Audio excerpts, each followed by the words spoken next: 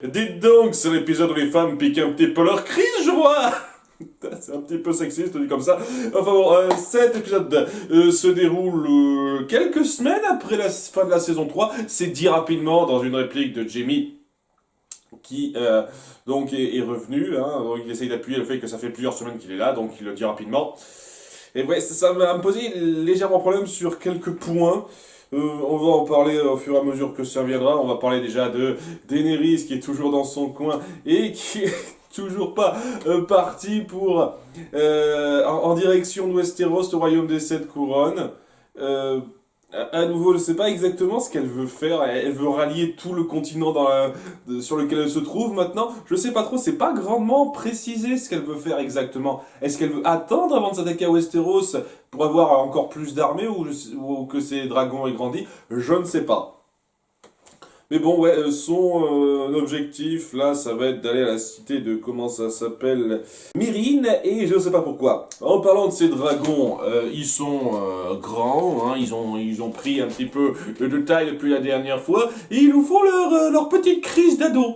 Déjà, en quelques semaines, ils ont viré de taille une jambe humaine à peu près à taille ouais deux fois la masse humaine quoi. Ça grandit vachement vite ces bestioles là en fin de compte, hein. Et ouais, il nous faut un peu leur crise d'ado dans le sens où ils écoutent moyennement leur mère entre guillemets, parce que c'est pas vraiment leur mère, mais bon ils tiennent absolument le président. Oh, c'est leur mère, et ils écoutent pas plus trop Daenerys, ils en font un peu leur tête, donc ils font leur crise d'adolescent en gros.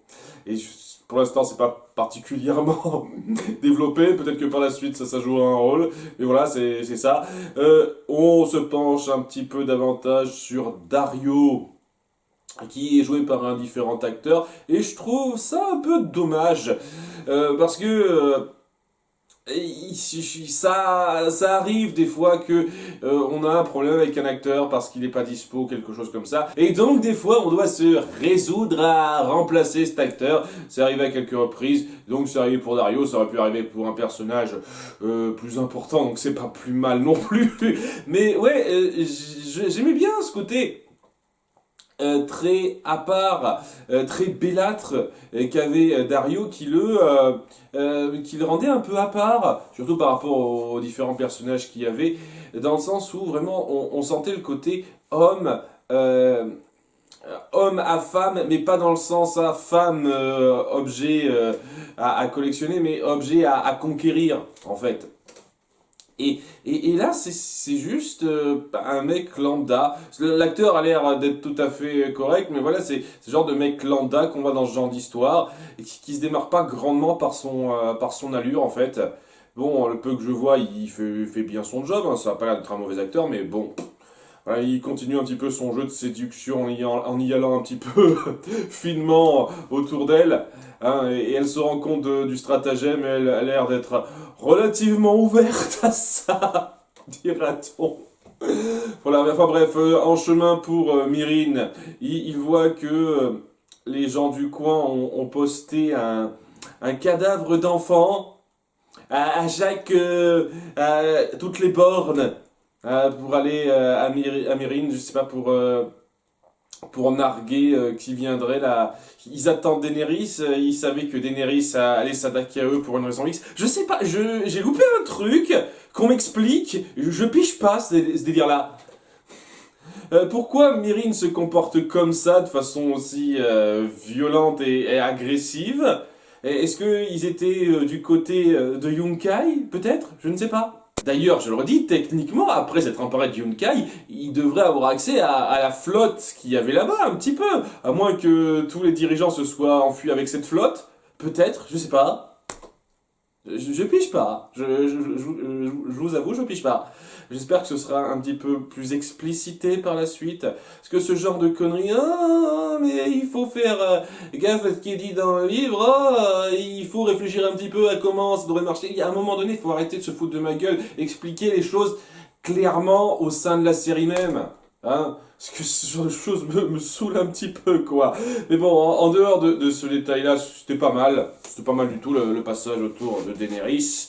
On va revenir sur Jon Snow, qui donc a appris la mort de son frère en se remettant de ses blessures. Et c'est histoire de dire, il y a une petite scène où il se remémore un petit peu comment il voyait son frère, et j'ai le sentiment que c'est un petit peu la fin. Kathleen sera à peine mentionnée. Bon, j'imagine qu'avec lui, il n'y a jamais eu vraiment de rapprochement. C'est vrai que c'était un petit peu appuyé, ça. C'est aussi ça qui est frustrant dans la façon dont on gère la tragédie autour des Stark. Il n'y a pas ces moments forts entre les personnages, entre ces différents membres de cette famille, qui arrivent à grandement cimenter la tâche et la perte que représente tel ou tel personnage quand ça arrive. On dit juste, on se reverra à un moment donné, c'est ce qui est dit, quoi. Rob, dans l'épisode 1, dans l'épisode 2 ou 1 de la saison 1, dit, on se reverra. C'est pareil, dans l'épisode 2 de la saison 1, il y a Eddard qui dit à Jon, on se reverra. Et on n'arrête pas d'avoir des moments où nos personnages se séparent en disant on se reverra, comme si de rien n'était, et il y avait quasiment pas grand chose qui était mis en place entre eux, ce qui fait que les seuls moments forts d'instants familiaux entre la famille Stark, et ben c'était juste au tout début. Et en gros, on est censé s'imaginer dans sa tête les liens forts qui sont créés entre ces différents personnages. Pour le reste, lorsqu'il y a un drame qui survient et lorsque l'un d'eux meurt, puisque c'est quasiment que eux qui meurent en personnages importants, les Stark, c'est un petit peu la famille maudite du coin. Et donc c'est un peu frustrant parce que le drame qu'on essaye de mettre en place, honnêtement, je le ressens à moitié, alors que globalement, si on présente un petit peu les familles telles quelles par rapport à leur mentalité, etc., je suis largement plus du côté des Stark que du côté de n'importe quelle autre famille, hein. Parce que c'est la seule famille vraiment honorable qui a été mise en place dans cet univers. C'est pour ça que j'ai envie qu'elle gagne, mais les liens entre les différents membres de cette famille, honnêtement...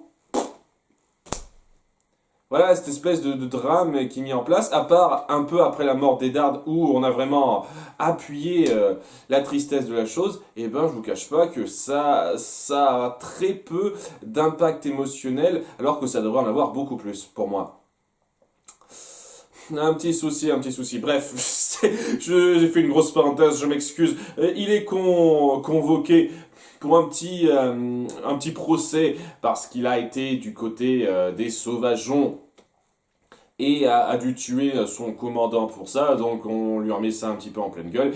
Il raconte les circonstances, il dit que grâce à Mance, maintenant les gens d'outre-mur sont maintenant 100 000 et ils sont soudés, etc.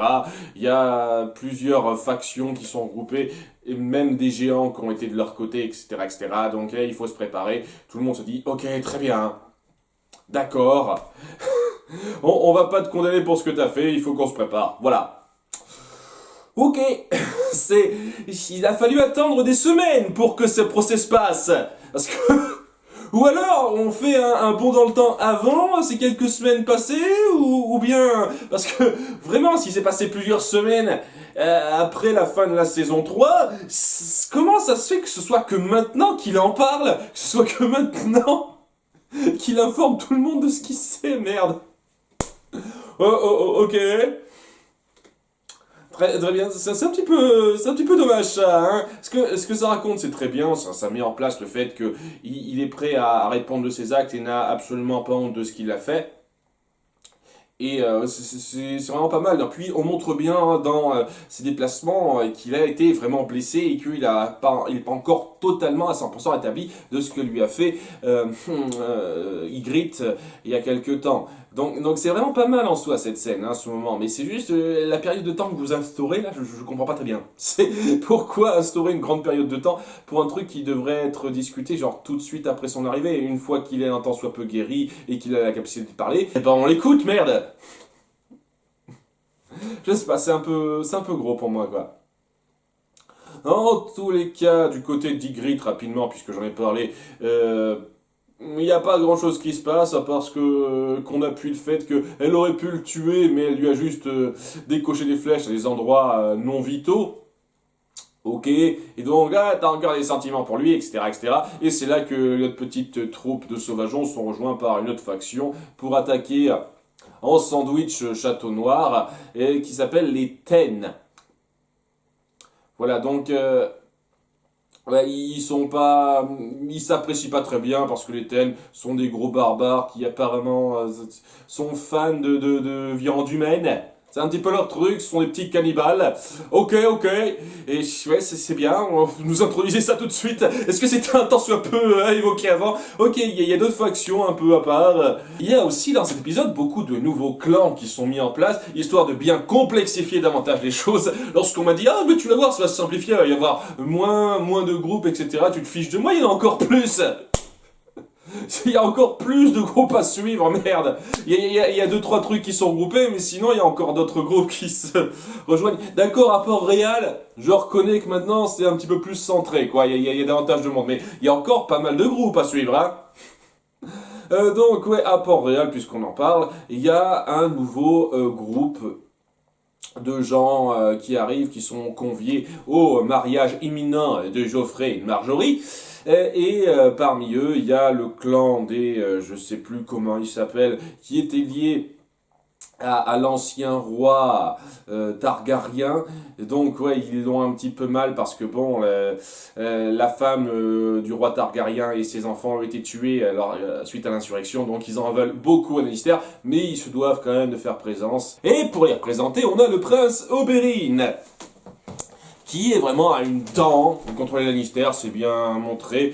Ça a l'air d'être quelqu'un qui a du vécu, qui sait bien se battre, et qui apparemment est bisexuel, hein, puisqu'on voit une petite scène dans le bordel de Baelish, il me semble, c'est peut-être pas le bordel, ce bordel-là, enfin je sais pas trop, et où il n'hésite pas à demander à ce que une femme et un homme l'accompagnent, lui et sa maîtresse de cœur, entre guillemets, son amante, et il commande deux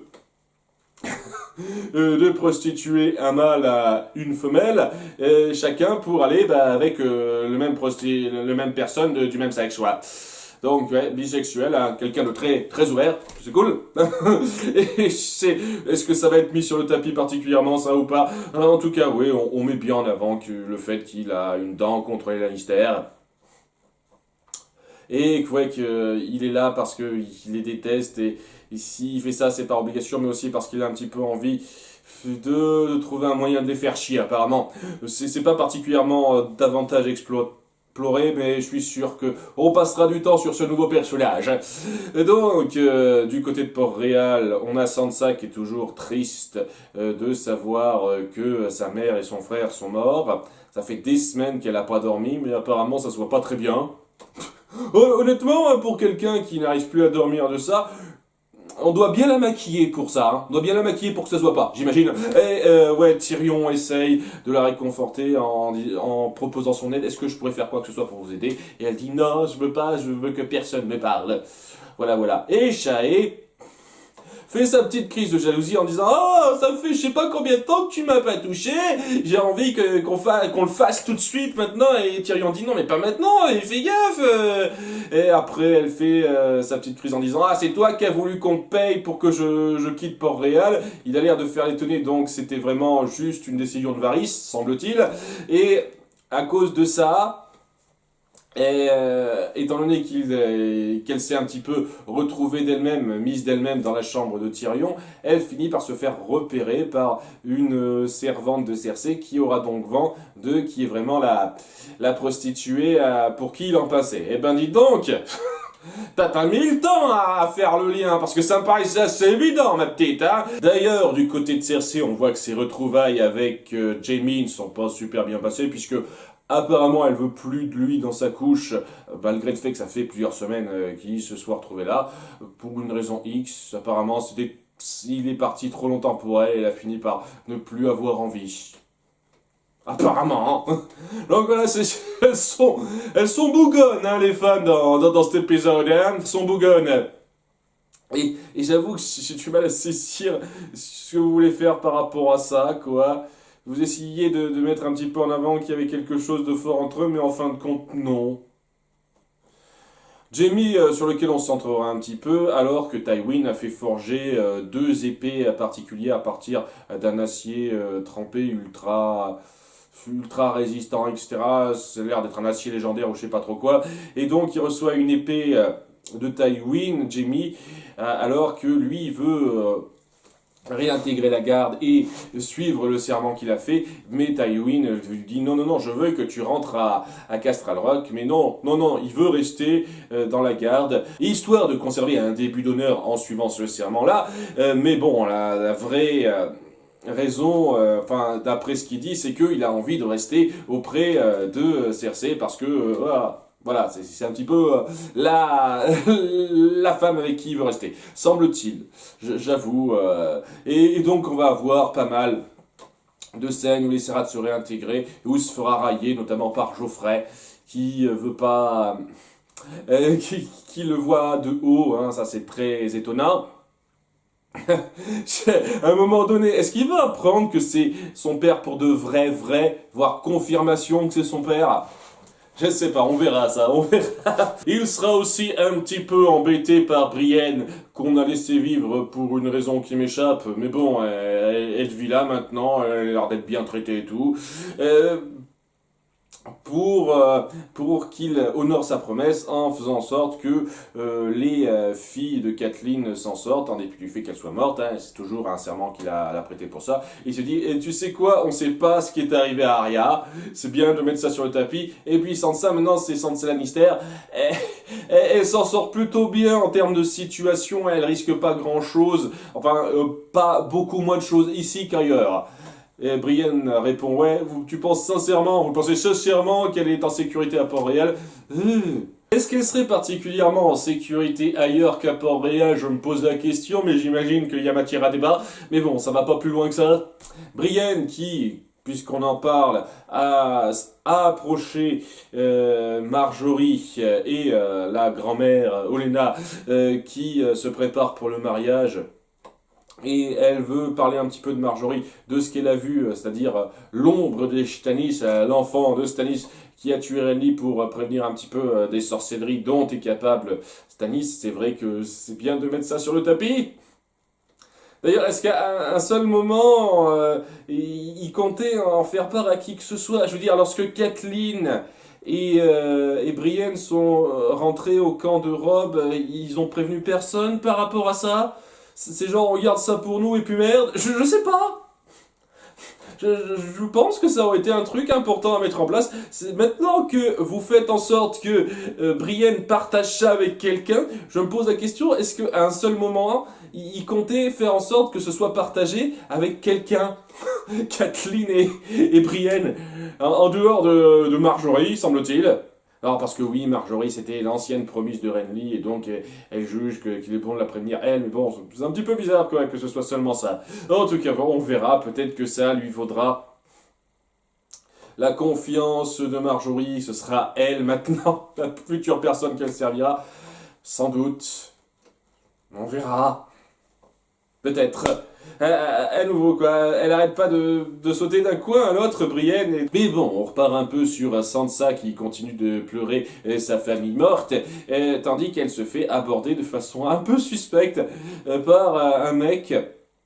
Donto, si j'ai bien suivi, ouais, Donto, qui était le chevalier qu'elle a sauvé au tout début de la saison 2, hein, si vous vous souvenez. Ah, j'aime bien qu'on fasse ce petit rappel, hein, parce que c'est pas forcément évident, mais ouais, elle a sauvé un chevalier de se faire exécuter par Geoffrey alors qu'elle était encore promise à lui, de façon à ce qu'il devienne un bouffon. Et le truc, c'est que le mec se rend compte que maintenant il a plus d'honneur, c'est un bouffon, mais il lui donne quand même la vie, et c'est pour ça qu'il veut la remercier et lui demander une petite faveur en lui donnant le collier qu'il avait gardé, qui représente un petit peu la dernière richesse qui lui reste de son nom, pour faire en sorte que ça puisse peut-être briller encore un petit peu à travers elle. En fait, en le portant, que ça puisse briller à travers elle. Et j'ai beaucoup aimé ce passage-là, parce que ça a l'air d'être le petit moment où Sansa va un petit peu reprendre du poil de la bête, entre guillemets, parce que elle a devant elle quelque chose qui montre que ses actions n'ont pas été vaines et qu'elle a pu apporter quelque chose à quelqu'un avec ce type. Et j'espère sincèrement que ça s'arrêtera un peu là, comme quoi ce mec qui l'a abordé de façon un peu louche, parce que oui c'est vrai qu'il s'en est pas pris de la façon la plus subtile qui soit, il l'a abordé en toute honnêteté et sans arrière-pensée. Il lui a pas donné ce collier parce que on l'a payé pour, de façon à ce qu'elle se fasse humilier ou une connerie comme ça à un moment donné ou quoi que ce soit. Non, j'espère que c'est vraiment un moment sincère qui justifie vraiment que Sansa puisse relever la tête par rapport à ça. C'est un bon passage en soi, si vraiment ça va pas plus loin, en gros. Si c'est juste vraiment cette action qu'elle a faite avant qui lui revient, cette action bénéfique qui revient la voir pour lui donner plus de courage. Il y aura quelque chose d'assez fort. D'ailleurs, on peut faire un parallèle entre Sansa et Arya à ce niveau-là, puisque le dernier segment dont je vais parler autour de Sansa se repasse autour d'elle qui va regagner un petit peu confiance après ce qui lui est arrivé. Puisque bon, le limier prévoit toujours de la livrer à quelqu'un. Cette fois, ça va être sa tante Lysa. Lysa Arryn. Donc, qui est normalement promis à Baelish, hein, si je ne m'abuse. Ça fait des lustres qu'on le voit plus, lui. Ah, j'espère qu'on va le revoir dans pas longtemps, ce personnage. Hein, ça fait un petit moment qu'on le voit plus. Il compte l'amener à Lysa Arryn de façon à ce qu'elle lui paye. Sauf qu'il n'a pas changé son plan seulement, et la personne à qui il va la livrer, ça sera pas la même. Tandis que, ouais, elle accuse encore le coup, Arya, hein, de ce qui lui est arrivé, c'est un petit peu logique. Et en chemin, comme par hasard, il y a un gros comme par hasard, ils vont tomber sur un petit groupe de soldats du roi, dont le type qui avait piqué l'aiguille d'Arya. Il suffisait que je me plaigne l'épisode précédent pour qu'on me réponde l'épisode juste après. Bah tu voulais ça, bah tu l'as, merde. L'aiguille est de retour. Ok, merci série. Merci série. L'aiguille est de retour. Et ouais, elle est très en rogne contre ce petit groupe, et elle essaye un petit peu de s'en prendre à eux discrètement, mais elle s'en sort pas très bien. Ils se font un petit peu voir, donc le limier essaye de la jouer un petit peu fine au début, en allant dans le bar, sans trop se faire remarquer, mais il finira par se faire remarquer parce que bon, il a une gueule assez reconnaissable. Même si le mec, par contre, n'a pas reconnu Arya de ce qu'il a fait, donc ça l'insulte un peu plus, j'ai le sentiment, Arya, que le mec la reconnaisse pas, même si ça l'arrange aussi. Ouais, il va y avoir un moment un peu tendu où le mec le voit déjà d'un bon oeil, le limier se dit ah ouais, toi aussi tu bosses pour le roi, nous regarde, on a les couleurs du roi, on peut faire ce qu'on veut, on peut piller cette taverne, boire et bouffer tout ce qu'on veut sans rien payer, et même violer la fille du tavernier, merde, oh bien sûr, pas de problème.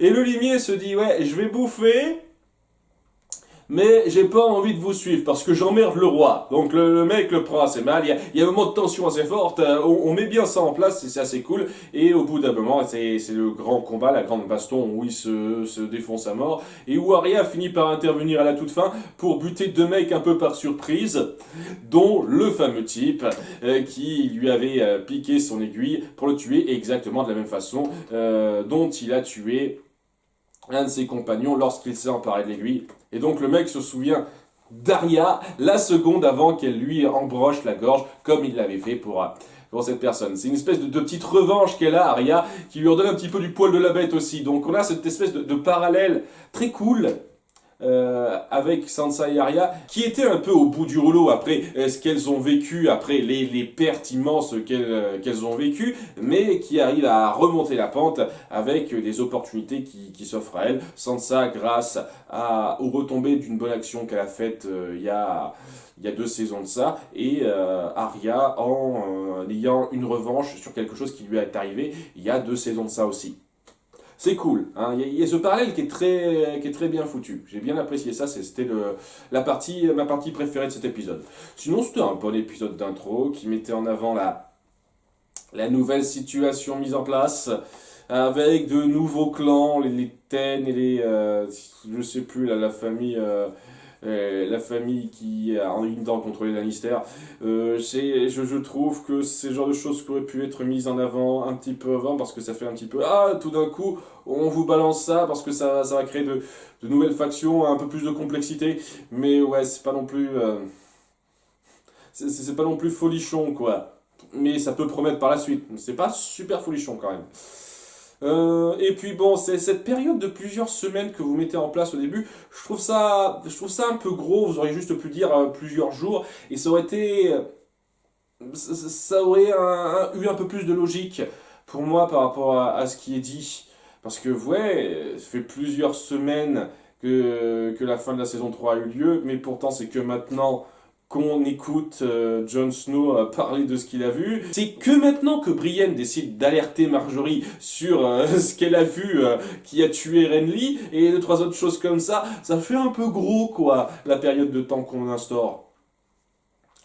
Et ouais, j'aurais juste pu dire quelques jours au lieu de plusieurs semaines, et je pense que ça aurait été pareil. C'est un petit peu... Je trouve que le choix était un petit peu maladroit. Mais bon, ça reste un bon épisode qui met bien dans le bain pour cette saison 4. Comme d'habitude, hein, chaque premier épisode de saison est très réussi pour donner envie de voir la suite. À bientôt pour l'épisode 2. Bye!